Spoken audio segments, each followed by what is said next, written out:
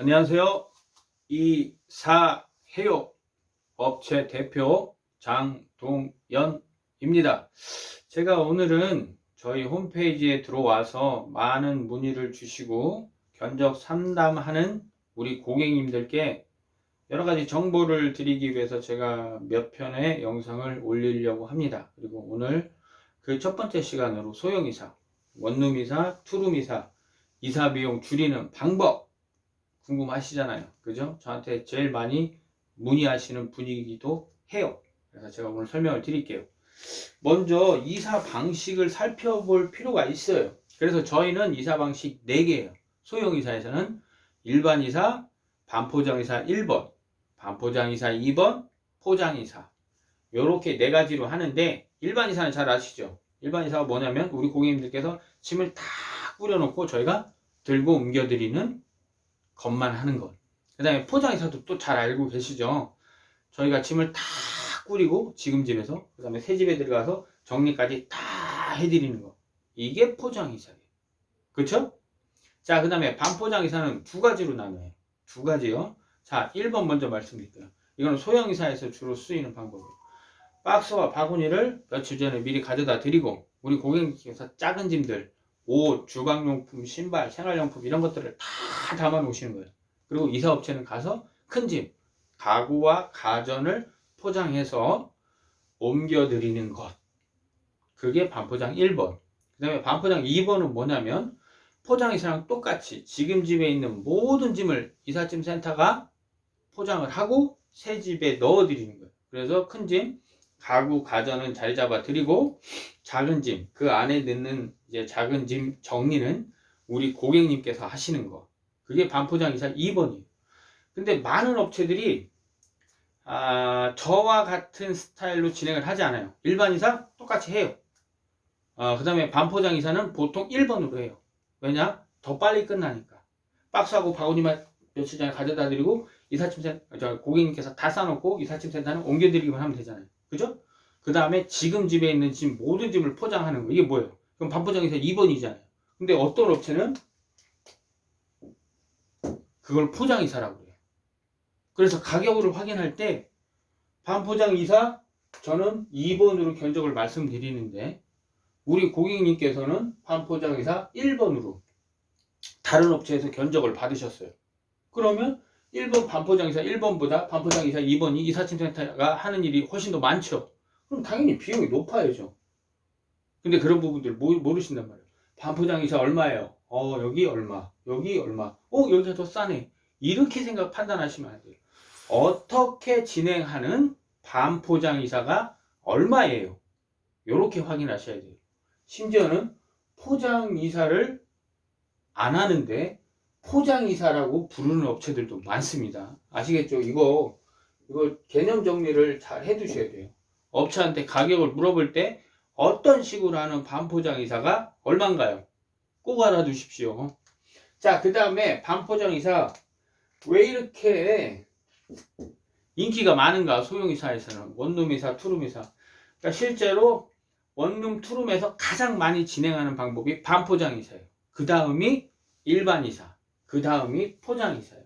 반포장이사가 가성비가 좋은 거죠. 그만큼 우리 고객님들께 호응이 좋은 거죠. 왜 그러냐면 지금 집에 있는 모든 짐을 저희가 포장을 다 해드리잖아요. 그러면 원룸, 투룸 정도는 만약에 부부지간이라면 2명이서 뭐 하루 정도면 짐 정리하세요. 하루 정도면 짐 정리하세요. 그러니까 하루 정도 고생한다 생각하고 이사 비용을 10만원, 15만원 다운시켜서 진행을 하시게 되는 거죠. 이게 굉장히 중요한 부분이에요. 이사해요. 제가 저희 업체 이름이죠. 제가 원룸이사, 투룸이사를 일을 받고 못 받고는 얼마 정도의 차이에 결정이 되냐면 10,000원에서 20,000원. 10,000원에서 20,000원 제가 비싸서 일을 못 받고 10,000원에서 20,000원 제가 다른 업체보다 싸서 일을 받고 그게 우리나라 이사 현실이에요. 그런데 그렇게 하지 마시고 이사 방식을 완전히 바꿔서 반포장 이사 2번으로 하신다면 10만원, 15만원을 줄이실 수 있는 아주 좋은 방법입니다. 그러니까 꼭 알아두십시오. 자, 그 다음에 이사 성수기가 언제냐면 보면은 입학과 졸업, 결혼 시즌과 맞물려서 2월, 3월, 4월이에요. 자, 그 다음에 가을은 결혼 시즌과 맞물려서 9월, 10월이에요. 그래서 그리고 뭐 이제 매달 월말은 항상 성수기고요. 그래서 이제 그런 시기에서 이제 소형이사는 어떤 식으로 진행을 하냐면 일이 많잖아요. 2, 3, 4월 일이 정말 많아요. 그래서 그런 시기에는 어떻게 이사를 하냐면 소형이사는 포장이사를 하지 않아요. 꺼려해요. 아무리 일 잘하는 업체도 꺼려해요. 왜 그러냐면 포장이사를 하면 반포장이사보다 뭐 10만원에서 15만원 더 벌겠죠. 그쵸? 제가 반포장이사를 하면 깎아주는 비용이 그만큼이니까. 그런데 뭐냐면 원룸 투룸은 이사 시작부터 마무리까지 끝나는 시간까지 시간이 짧아요. 반나절이면 끝나요. 그렇기 때문에 반포장 이사를 2개를 할 수가 있어요. 원룸 이사 같은 경우는. 그러면 내가 원룸 이사 반포장을 2개를 해요. 그럼 내 매출이 훨씬 더 높죠. 포장 이사 한 건으로 따지면 비용이 높아요. 그러나 일 매출로 따지면 반포장 이사 2개가 매출이 더 높죠. 그럼 업체는 어떻게 할 것 같아요? 업체는 포장이사 그래서 꺼려 하는 거야. 못해서 꺼려 하는 거는 비시즌 때. 근데 그런 바쁜 성수기에는 우리 고객님들도 포장이사를 하려고 업체를 찾으려고 하지 마시고 반포장이사로 할 수 있는 업체를 찾으시는 게 더 좋아요. 그 대신 반포장이사 2번. 그러면 업체도 조금 더 잘해드릴 수가 있어요. 왜 그러냐면 하루에 일 2개를 하는 데 있어서 가장 중요한 게 뭐냐면 오후에 약속된 고객님과의 시간, 그 시간을 잘 지키기 위해서 오전에 막 시간이 굉장히 예민해요. 그래서 그런 것들을 업체들이 다 알아서 할 수 있게끔 업체가 모든 짐을 포장할 수 있게끔 맡겨주시면 반포장이사가 이사 성수기 때는 제일 좋습니다. 알아두세요. 자, 여기도 별표 하나 칠게요. 자, 그 다음에 또 뭐 있냐면 차량에는 카고와 탑차가 있어요.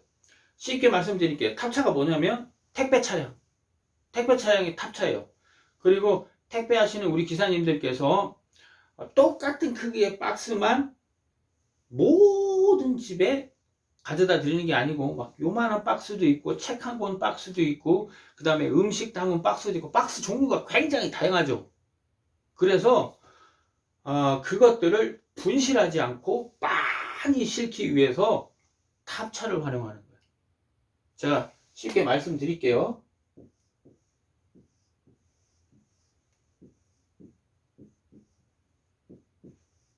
자, 이게 차량 앞부분이에요. 이게 적재함이에요, 적재함. 자, 여기다 짐을 네모난 박스, 큰 거, 네모난 박스, 작은 거, 큰 거, 작은 거, 이거 얼마나 높이 살 수 있을까요? 벽과 지붕이 없다면, 탑차가 아니고 카고라면, 이렇게 짐을 싸요. 얼마나 높게 살 수 있을까요? 많이 높게 못 싸요. 그리고 빈틈에 꼼꼼하게 작은 것들을 막 끼워 넣어서 짐을 실을 수 있을까요? 못 실어요. 왜 그러냐면, 카고는 여기서 여기로 끈으로 묶고, 여기서 여기로 끈으로 묶고, 그래서 이동 시에, 운행 시에 흔들려서 떨어져서 파손되거나 부실되지 않도록 이렇게 묶어줘야 된단 말이에요. 이렇게. 그러는데 이 빈틈 요 사이에 작은 것들을 막 하나하나 다 낄 수 있을까요? 못 껴요. 그런데 자, 이건 뒷면에서 본 모습이에요. 자, 벽과 천장이 있는 탑차예요. 여기도 벽이 있고 여기 천장이 있어요. 그럼 다 끼우는 거예요. 다 끼우는 거예요. 다 공간에 꽉 끼워 넣는 거예요. 그 틈새에 다. 그러면 1톤 트럭 적재함 크기가 얼마냐면 1.6m 곱하기 2.8m예요. 그 공간을 꽉 채워서 짐을 실을 수 있게 돼요. 최고로 활용을 많이 할 수 있게 되는 거죠. 그래서 이사를 할 때 내 짐이 카고가 볼 때는 1톤이 넘어요. 그런데 탑차를 운영하는 기사가 이 짐을 볼 때는 1톤이면 돼요. 그럼 이사 비용이 어떻게 되겠어요? 탑차는 1톤으로 보기 때문에 1톤 비용을 말씀드리죠. 카고는 2톤 비용을 말씀드리게 되죠. 실제로 이런 일이 있었어요. 물론 조금은 동떨어졌어요. 제가 예를 들어서 설명을 드릴게요. 며칠 전에 제가 지방을 갔다 왔는데 제가 도착해서 보니까 1톤으로는 무조건 안 돼요. 근데 우리 고객님께서는 지금 집에서 새 집으로 이사 가시는 게 아니고 혼자 떨어져서 사시다가 부모님 댁으로 다시 들어가는 그런 입장이었어요. 그러면 물품 몇 개를 먼저 보내도 되죠. 이삿날 전에 안 쓰는 물건. 그쵸? 그래서 제가 뭐라고 말씀드렸냐면 가벼운 것 위주로 부피가 많이 나가는 것 위주로 한 3박스 정도를 만들어서 먼저 택배로 어머님 집에 보내주세요. 그러고 나서 나머지 짐은 제가 1톤에 꽉 실어서 가겠습니다. 제가 볼 때는 3박스면 되고요. 넘치면 제가 어떻게 해서라도 만들어서 가겠습니다. 이렇게 말씀드렸죠. 그러니까 저는 1톤 견적을 준 거죠. 그렇죠? 그 다음에 다른 기사한테도 또 이제 견적을 받았겠죠. 다른 업체한테도 견적을 받았겠죠. 뭐 허가 업체인지 비허가 업체인지 그런 부분은 모르겠으나 다른 업체에서 받았겠죠. 근데 이 업체에서 받았는데 견적이 2톤으로 책정을 해서 제 견적의 2배 플러스 알파가 넘는 견적을 넣어드린 거예요. 그러니까 우리 고객님 입장에서는 이거 뭐 10만원, 20만원도 아니고 2배 이상의 차이가 나니까 깜짝 놀라시는 거예요. 그게 뭐냐면 카고와 탑차의 차이가 있고, 그 다음에 저 같은 경우에는 고객님 입장에서 이사 비용을 조금이라도 낮추기 위해서 제가 이제 가지고 있는 모든 노하우를 활용해서 제안을 드렸기 때문에 저는 1톤으로 할 수 있었던 거고, 그 다음에 이 업체는 그냥 눈에 보이는 거 견적 얼마 이렇게 말씀드리기 때문에 차이가 있어요.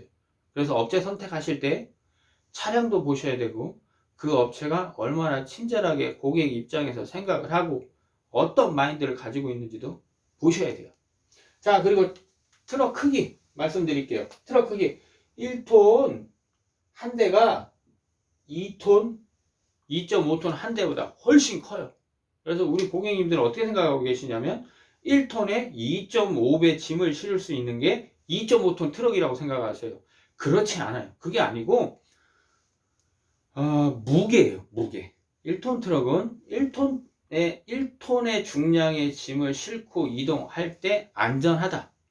2.5톤 트럭은 2.5톤 중량을 싣고 이동할 때 안전하다. 그 차이거든요. 그래서 부피는 1톤 트럭 2대가 훨씬 더 커요. 자, 그럼 5톤 트럭은 어떨까요? 자, 5톤 트럭 볼게요.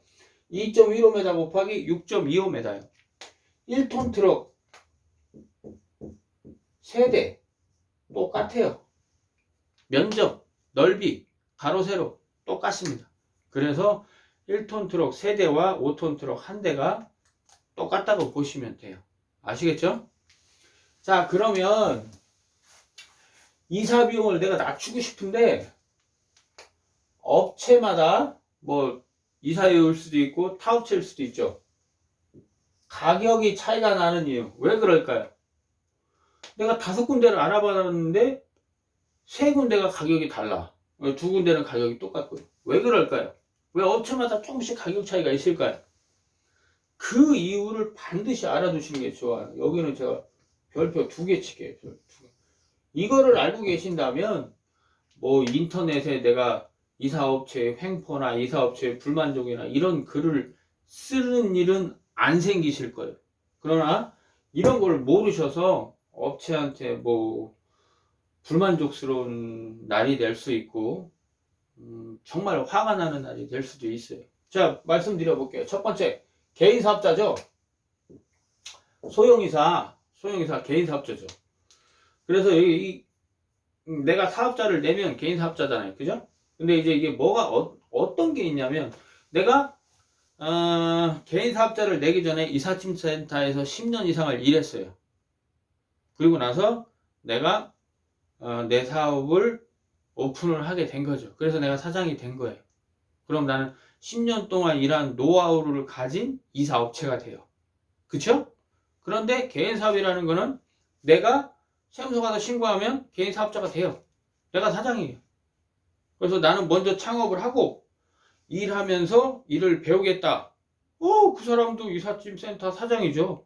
이분도 사장님이고 이분도 사장님이에요.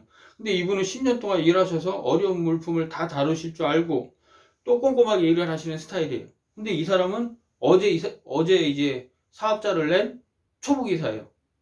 이 사람하고 견적이 똑같을까요? 가격이 똑같을까요? 그렇지 않죠. 전혀 다르죠.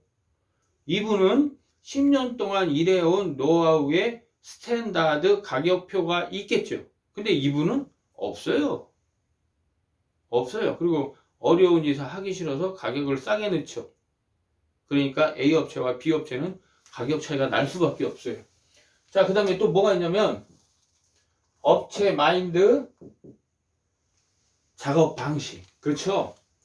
제가 이제 이사할 때도 그렇지만 직원들 교육, 같이 일하는 사장님들 교육이 제일 중요해요.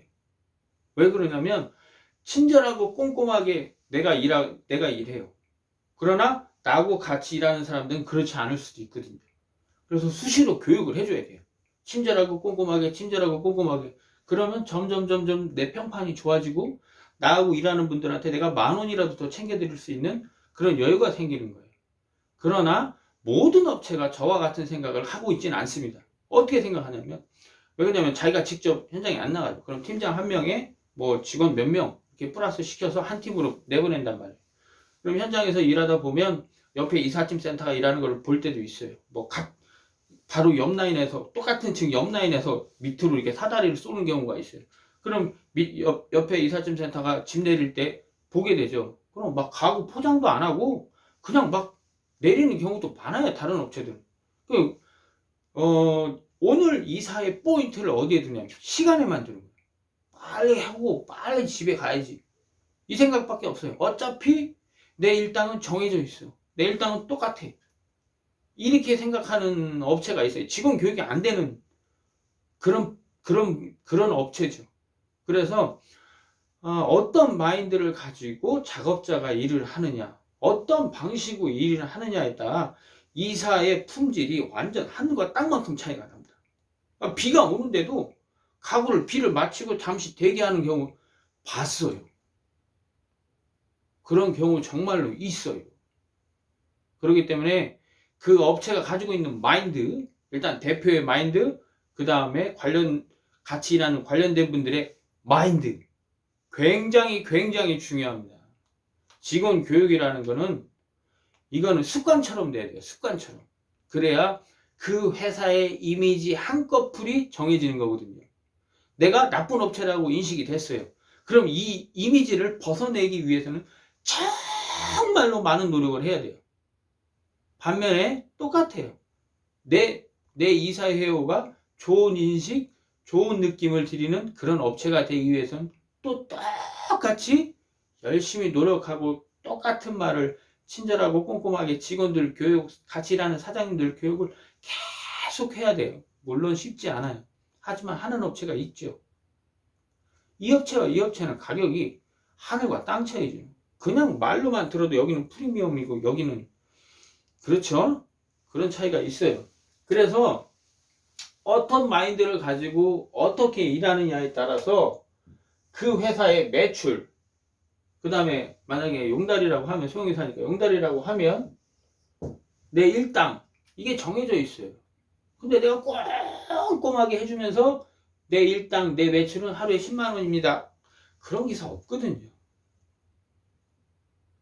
내가 꼼꼼하게 친절하게 다 잘해주는데 내 이사 비용은 11만 원입니다. 그런 기사님 없어요. 그런 사장님 없어요. 천사 없어요.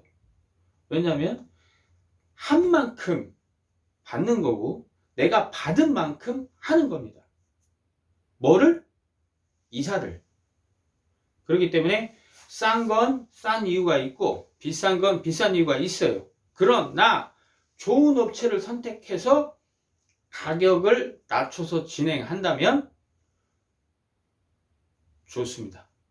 그래서 오늘 말씀드린 부분 이사 비용을 낮출 수 있는 방법 알아두시고 그 다음에 반포장 이사 어떤 방식으로 진행하는 반포장 이사 가격이 얼마인가요? 그 다음에 업체를 선택할 때는 가격이 얼마예요? 가격이 얼마예요? 가격이 얼마예요?